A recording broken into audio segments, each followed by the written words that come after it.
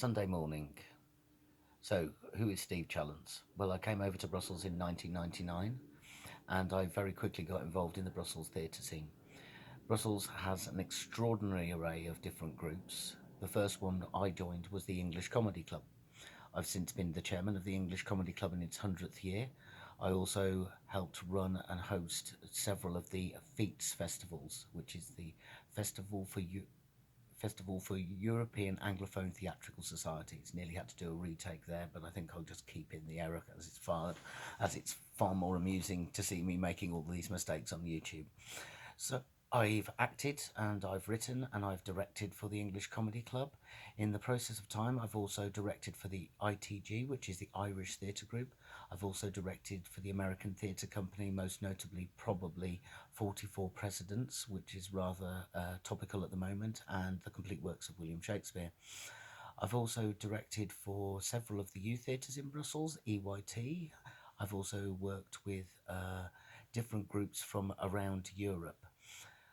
I've really immersed myself in the world of theatre over here, and it's something quite exceptional that you can't do in very many other places. Even towns in the UK usually only have two amateur groups.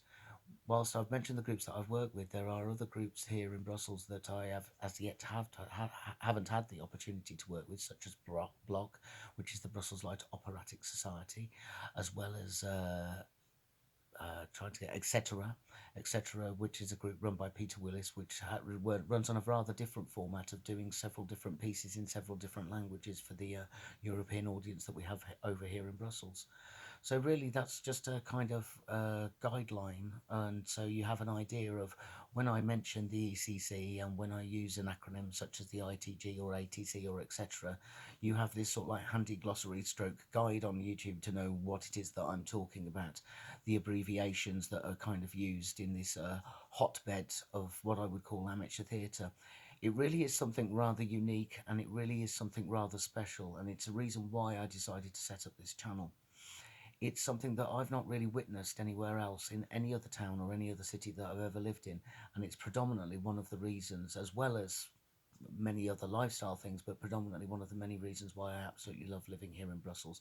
It has created a fantastic social life for me, it has created fantastic projects, and it is a wonderful place where you can really explore, develop your artistic and creative outlook on life.